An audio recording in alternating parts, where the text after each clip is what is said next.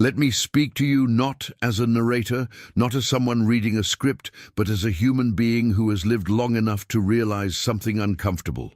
Most of the time, God does not shout, He whispers. And when He whispers, we often miss it because we are waiting for thunder. The book of Proverbs has been misunderstood for generations. People treat it like a collection of motivational quotes, a place you visit when you want a quick answer, a verse to post, a sentence to calm your conscience. But Proverbs was never meant to be consumed that way. It was meant to shape you, not impress you. What if I told you that Proverbs is not a book of advice, but a mirror? What if I told you that every simple sentence hides a confrontation with who you really are when no one is watching? And what if the reason Proverbs feels simple is because pride cannot survive simplicity? God did not choose complex language here.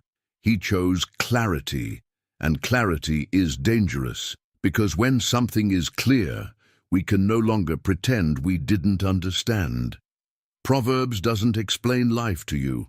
It exposes you to it.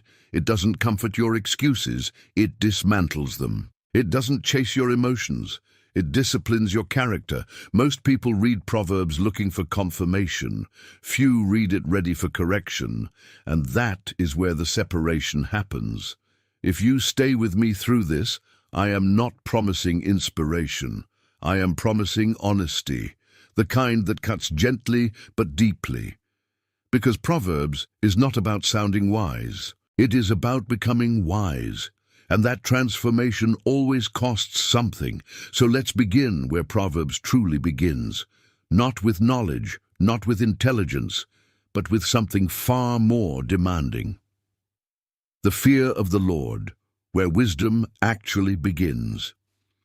The first lie modern culture teaches you is that wisdom begins with information. That if you read enough, watch enough, hear enough opinions, you will eventually become wise. Proverbs dismantles this illusion in its very first foundation. The fear of the Lord is the beginning of wisdom, not the middle, not the result, the beginning.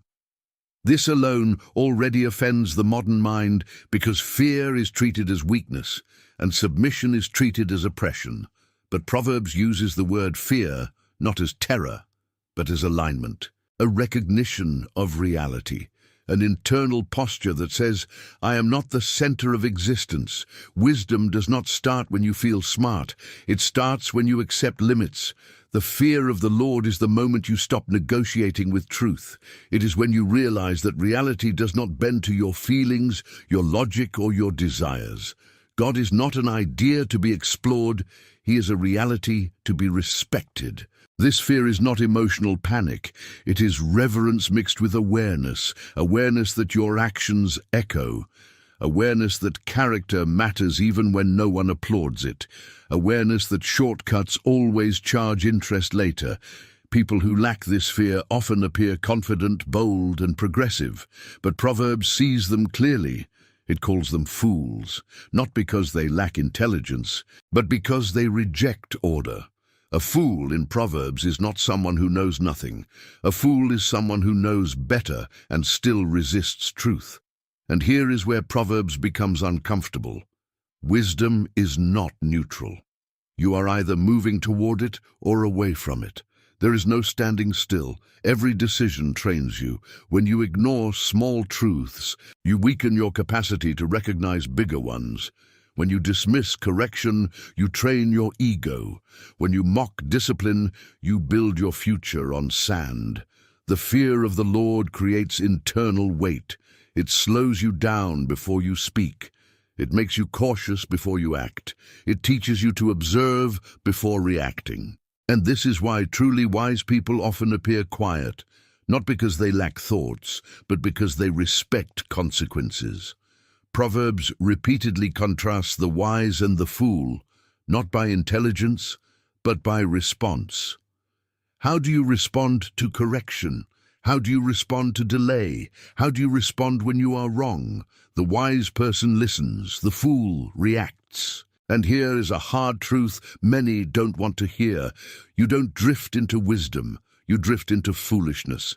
Wisdom requires intention. It requires restraint. It requires humility strong enough to admit you are not always right. The fear of the Lord also realigns your definition of success. Proverbs does not celebrate speed, it celebrates stability. It does not glorify attention. It honors consistency. It does not worship ambition. It respects integrity. A person without fear of the Lord may rise quickly, but they rise without roots. And Proverbs is relentless in reminding us that whatever grows without roots collapses under pressure. This fear teaches you when to speak and when to remain silent. It teaches you that not every battle is yours to fight, and not every truth needs to be announced. Wisdom knows timing. Foolishness seeks expression. And maybe the most confronting part is this: the fear of the Lord exposes the illusion of control. You can plan, but you cannot command outcomes. You can prepare, but you cannot dominate life. Wisdom begins when you cooperate with reality instead of fighting it. This is why Proverbs feels ancient and modern at the same time. Human nature hasn't changed. Pride still resists correction. Ego still hates restraint. And wisdom is still rare, not because it is hidden, but because it is demanding. The fear of the Lord asks something specific of you. Will you listen even when the truth does not flatter you? And that question lingers quietly, long after the verse is read. The fear of the Lord also reshapes how you understand authority. In Proverbs, authority is not about dominance, it is about alignment. The wise person does not obey God because they are afraid of punishment, but because they understand structure. Just as gravity does not need permission to exist, moral order does not wait for your approval. Wisdom is recognizing that resisting this order does not make you free. It makes you fragile. Many people claim they want wisdom, but what they actually want is control. Proverbs exposes this contradiction gently but firmly. It teaches that control is an illusion, but responsibility is not. You are not responsible for everything that happens to you, but you are responsible for how you respond. And wisdom lives precisely in that space. This is why Proverbs often sounds repetitive to those who read it casually. It keeps returning to the same themes: restraint, humility, patience, speech, discipline. Not because the writer lacked creativity, but because humans rarely learn the first time, or the second, or the third. Repetition is mercy. The fear of the Lord also dismantles arrogance in subtle ways. It teaches you that being right is not the same as being wise. You can win an argument and lose your soul. You can prove a point and destroy a relationship. Wisdom understands cost beyond outcome. One of the most misunderstood ideas in Proverbs is silence. Silence is not weakness. Silence is not submission to injustice. Silence, in wisdom, is timing. It is strength under control. Proverbs repeatedly warns that words spoken too quickly reveal more about your lack of mastery than about the situation itself. A person who fears the Lord does not rush to speak because they understand the weight of words. Words shape environments. Words create momentum. Words cannot be retrieved once released. Wisdom does not silence truth, but it delivers it with precision. Another area Proverbs relentlessly addresses is discipline. Modern culture treats discipline as punishment. Proverbs treats it as protection. Discipline is not what happens after failure. It is what prevents collapse. The wise person welcomes correction because they value growth more than ego. This is where many people quietly reject Proverbs. Not openly, but internally. They enjoy the idea of wisdom until it challenges their habits. They agree with discipline until it requires consistency. They love truth until it confronts comfort. The fear of the Lord is not dramatic. It does not announce itself. It shows up in small decisions, in the choice to walk away from temptation instead of negotiating with it, in the decision to admit fault without excuses, in the refusal to mock what you do not understand. Proverbs is not interested in how spiritual you sound. It is interested in how stable your life is. Wisdom produces fruit. Foolishness produces noise. And perhaps the most unsettling realization Proverbs brings is this: wisdom is available to everyone, but not everyone is willing to pay its price. The price is humility, the price is patience, the price is restraint, and the price is long-term thinking in a world addicted to immediacy. The fear of the Lord stretches your time horizon. It teaches you to think beyond today's emotions, today's pleasure, today's anger. It trains you to ask a dangerous question: what kind of person is this decision shaping me into? Because Proverbs understands something most people ignore. Life is not a series of isolated moments. It is a formation process, and wisdom is cumulative. Small compromises rarely feel dangerous in the moment, but Proverbs sees the trajectory. It sees where paths lead, and it warns you not with fear-mongering but with clarity. It shows you outcomes without drama. A fool ignores warning signs because they trust their instincts more than reality. A wise person questions their instincts because they respect reality more than ego. This is why Proverbs insists that wisdom begins with fear of the Lord. Without reverence, intelligence becomes arrogance. Without humility, knowledge becomes dangerous. Without submission to truth, freedom becomes chaos. The fear of the Lord does not shrink you. It grounds you. It anchors you in something unchanging in a world that constantly shifts its values. And from that anchor, wisdom grows naturally. And this is only the beginning. Words that build or destroy. Why Proverbs treat speech as power. If Proverbs feels relentless about anything, it is about words. Not because words are poetic, but because words are permanent in ways actions sometimes are not. An action may be forgotten. A sentence can live inside someone for decades. Proverbs understands something most people learn too late. Your mouth reveals your inner government.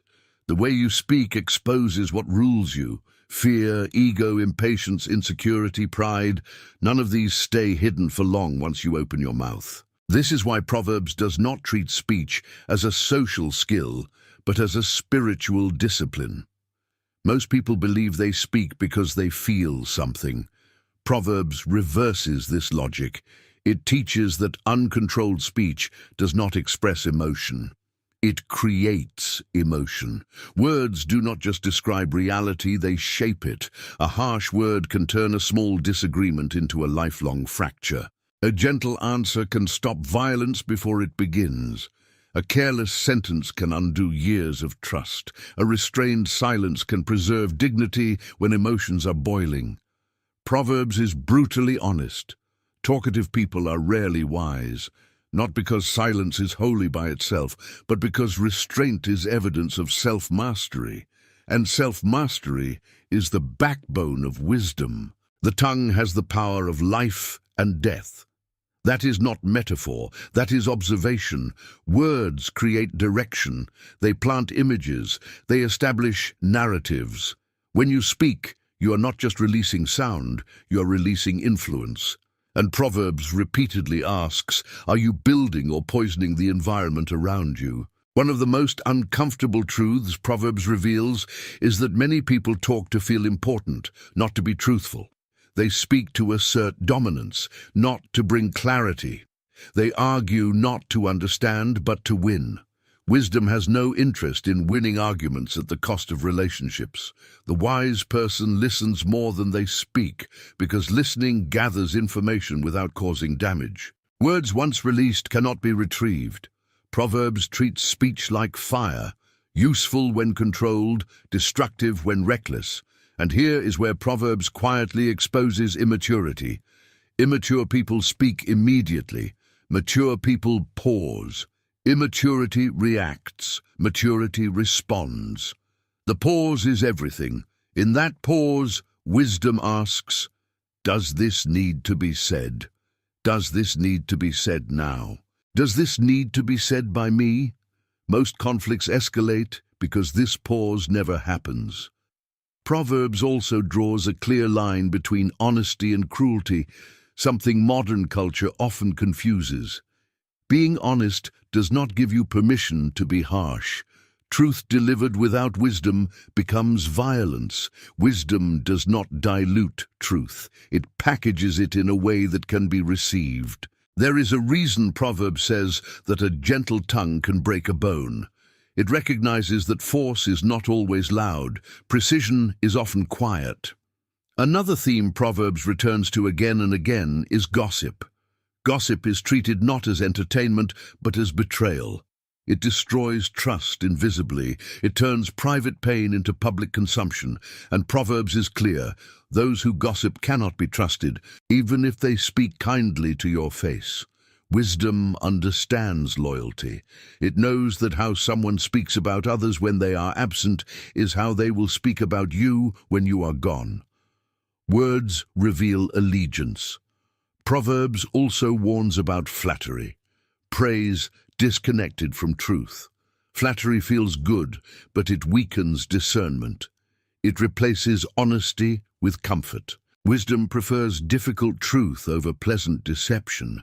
A wise person does not need constant affirmation. They need clarity. One of the most powerful ideas Proverbs teaches about speech is this: silence can be wisdom, but not all silence is wise. Silence driven by fear is not wisdom. Silence driven by discernment is. The wise person knows when to speak because they are not addicted to being heard. They know that not every moment requires commentary. Some moments require presence, not words. And perhaps the most confronting lesson Proverbs teaches about speech is this: you cannot separate your words from your destiny. Speech is not neutral. Over time, it trains your mind, your relationships, and your reputation. People remember how you made them feel long after they forget what you said. And how you speak under pressure reveals who you truly are. Proverbs does not ask you to speak less for the sake of quiet. It asks you to speak better, to treat words with respect, to understand that language is not a toy, it is a tool. Wisdom speaks slowly, listens deeply, and understands the weight of every sentence. And this is why Proverbs insists: if you want wisdom, start with your mouth. Because if you cannot govern your words, you will never govern your life. The slow discipline of the heart, why Proverbs values patience over speed. If there is one thing Proverbs consistently resists, it is haste. Not movement, not ambition, but speed without discernment. In a world that rewards immediacy, Proverbs quietly insists that patience is not delay. It is wisdom in motion. Most people associate patience with passivity. Proverbs treats it as strength under control. The patient person is not someone who does nothing. They are someone who refuses to be ruled by impulse. And that distinction changes everything. Proverbs observes human behavior with unsettling clarity. It notices that most damage is not caused by evil intentions, but by rushed decisions. Words spoken too fast, commitments made too early, reactions chosen without reflection. Speed magnifies error. This is why Proverbs repeatedly links patience to understanding. Not intelligence, not experience, understanding. Because understanding requires time. It requires observation. It requires allowing reality to reveal itself instead of forcing conclusions. The impatient heart wants resolution. The wise heart wants accuracy. Proverbs does not glamorize waiting, but it dignifies it. It understands that some truths cannot be accessed quickly. Some lessons require endurance. Some transformations only happen when time is allowed to do its quiet work. One of the hardest ideas Proverbs introduces is that delay is not always denial. Sometimes delay is refinement. The impatient person interprets delay as rejection. The wise person asks what is being prepared. Patience in Proverbs is deeply connected to emotional regulation. Anger, for example, is not condemned because emotion exists, but because unchecked emotion hijacks judgment. Proverbs does not say anger is sinful. It says uncontrolled anger is destructive. A patient person feels deeply but acts carefully. This is why Proverbs repeatedly contrasts the quick-tempered with the wise. Quick temper is not passion, it is lack of mastery, and lack of mastery always exposes you to manipulation. When others can predict your reactions, they can control your direction. Patience creates unpredictability. It interrupts manipulation. It forces situations to reveal their true nature. Another area where Proverbs emphasizes patience is in growth. Wisdom understands that growth is incremental. There are no shortcuts that do not exact a cost later. Anything rushed without foundation eventually collapses under pressure. Proverbs sees through appearances. It knows that fast success often hides fragile structure. Slow growth builds resilience, and resilience matters far more than speed when storms arrive. This principle applies to character as much as to circumstance. Character is not formed in moments of inspiration. It is formed in repeated choices that no one applauds. Patience is the environment where character develops. Proverbs also exposes the danger of impatience in relationships. Many relationships fracture not because of betrayal, but because of unresolved expectations. People rush to conclusions instead of asking questions. They assume intent instead of seeking clarity. Patience listens. Impatience labels. A patient person allows others to reveal themselves over time. An impatient person assigns identities prematurely. Proverbs teaches that discernment requires observation, not assumption. One of the most countercultural ideas Proverbs offers is that patience is a form of humility. It admits that you do not see the whole picture yet. It resists the ego's demand for immediate answers. The impatient heart says, "I need to know now." The wise heart says, "I can wait to understand." And here is where Proverbs becomes deeply personal. Impatience often disguises fear, fear of uncertainty, fear of losing control, fear of being overlooked. Patience confronts these fears quietly, not by eliminating them, but by refusing to obey them. Proverbs does not promise that patience will always feel comfortable. It promises that it will be fruitful. Over time, patience produces clarity, stability, and discernment that speed never could.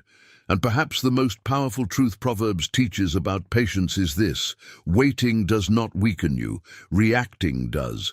Reaction drains energy, patience preserves it. A patient person chooses timing over urgency. They understand that not every opportunity is meant to be seized, and not every door that opens is meant to be entered. Wisdom is selective. Proverbs teaches you to slow down, not because life is short, but because decisions are long. Consequences linger far longer than impulses. And once you understand this, patience stops feeling like a burden and starts feeling like protection. The quiet weight of choices. How Proverbs reveals that every path trains you. One of the most unsettling things Proverbs teaches is that life is not shaped by dramatic moments, but by repeated, quiet choices. We tend to believe that destiny is forged in big decisions: the career move, the relationship, the crisis. Proverbs gently corrects this illusion. It shows that destiny is trained daily, often invisibly. Every path you walk begins with a step that seems insignificant.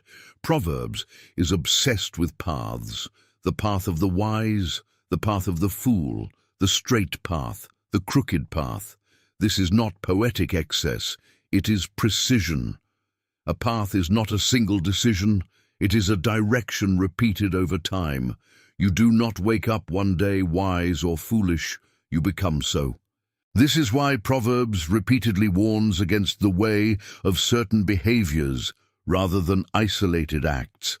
Wisdom understands patterns, it watches trajectories. It knows that what you tolerate today becomes what you normalize tomorrow. A small compromise rarely feels dangerous. It often feels reasonable, justified, temporary. But Proverbs sees what the heart prefers not to. Compromise trains appetite, and appetite, when left unchecked, grows. One of the most uncomfortable truths Proverbs reveals is that moral decline is rarely sudden. It is gradual, quiet, almost polite. It happens when you stop resisting things you once questioned, when silence replaces conviction, when convenience replaces integrity. Proverbs does not shame you for struggling. It warns you about drifting. Drift is dangerous precisely because it feels natural. No effort is required to drift. Effort is required to stay aligned. This is why Proverbs places such emphasis on intentionality. It urges you to watch your steps, not just your intentions. Good intentions do not correct bad directions. Sincerity does not neutralize consequences. A person can mean well and still walk themselves into ruin. Proverbs also dismantles the myth of neutrality. It does not believe in moral stagnation. You are either being shaped toward wisdom or toward foolishness. Every repeated choice strengthens one direction and weakens the other. And here is where Proverbs becomes deeply personal.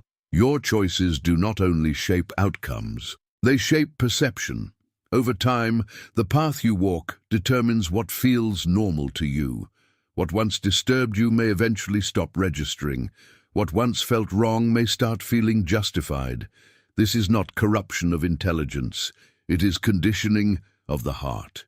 Proverbs warns that the heart is trainable, for better or worse, and what trains it most effectively is repetition. The wise person understands this and becomes intentional with habits, environments, and influences.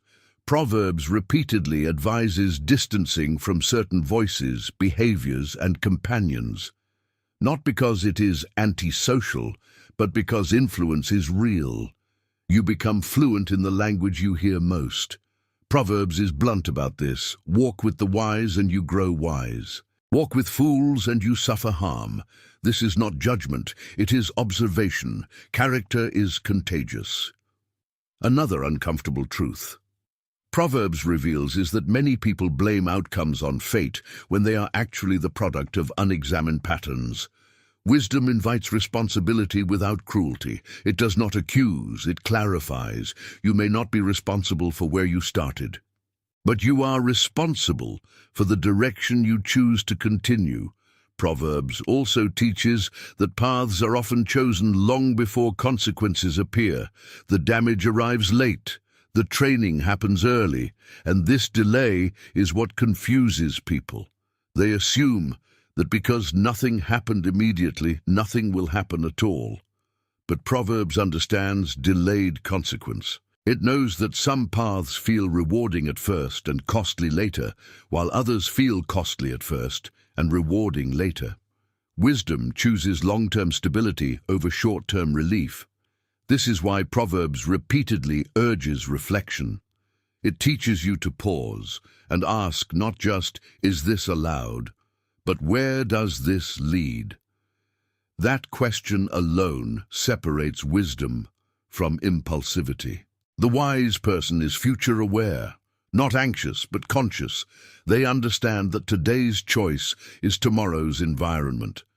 And perhaps the most sobering insight Proverbs offers in this area is this: no one accidentally lives wisely. Wisdom is chosen, reinforced, and protected. Foolishness, however, often arrives by neglect. Neglect of reflection, neglect of discipline, neglect of accountability. Proverbs does not shout this truth. It states it calmly and moves on, trusting that those who are listening will feel the weight. Because once you see that every path trains you, neutrality disappears. Awareness changes responsibility, and wisdom begins to feel less like inspiration and more like stewardship of your heart, your habits, and your future. Wisdom that survives the storm. Why Proverbs is about stability, not perfection. One of the greatest misunderstandings about Proverbs is the belief that wisdom guarantees a painless life. It does not. Proverbs never promises the absence of storms. What it promises is stability when storms arrive. This distinction matters more than most people realize.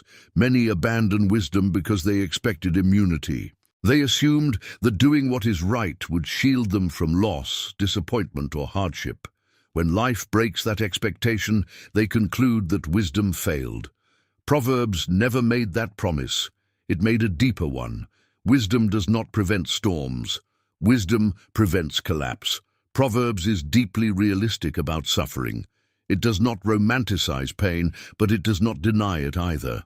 What it does is show how different foundations respond under pressure. Two people can face the same adversity and emerge radically different, not because of circumstance, but because of structure. Wisdom builds internal architecture. This is why Proverbs is so concerned with character rather than appearance. Appearances collapse first. Character holds. A wise person is not someone who never falls, but someone who recovers without losing themselves. Proverbs understands that failure is part of the human condition. What defines wisdom is not avoidance of error, but response to it. The fool collapses inward when confronted. The wise person recalibrates. This is one of the quiet miracles of wisdom. It allows self-correction without self-destruction. The wise person can admit fault without losing identity. The foolish person equates being wrong with being worthless, and so resists correction at all costs. Proverbs repeatedly links wisdom to teachability, not because learning is endless, but because humility keeps you adaptable. Life changes, seasons shift, circumstances evolve.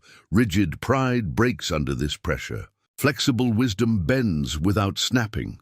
Another central theme Proverbs returns to is integrity. Integrity is not perfection. Integrity is alignment. It is the decision to remain whole even when it costs you something. Wisdom values consistency over image. A person of integrity may suffer temporary loss, but they retain internal coherence. They can sleep at night. They can look themselves in the mirror.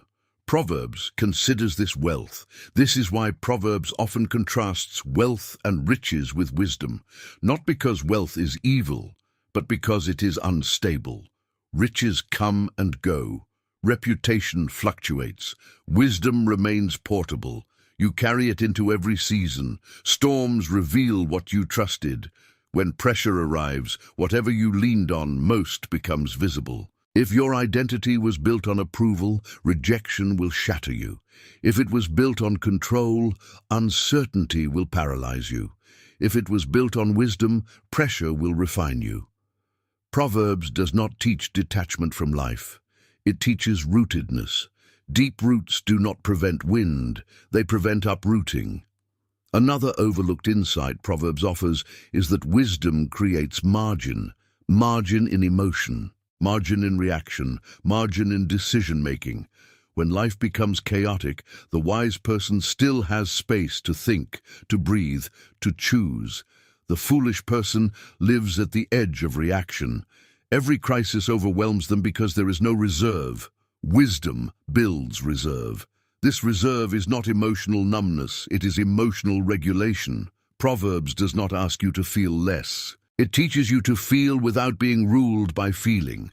And perhaps the most comforting truth Proverbs offers is this: wisdom is not loud. It does not demand attention. It does not announce itself. Often it is invisible until tested. But when life shakes everything else loose, wisdom remains. At the end of Proverbs, wisdom is personified not as a flawless being, but as a stable presence. Faithful, reliable, enduring, this is intentional. Wisdom is not dramatic, it is dependable. And maybe that is the greatest lesson Proverbs leaves you with. Life will challenge you, disappoint you, stretch you, and sometimes wound you. Wisdom does not promise escape. It promises survival without losing your soul.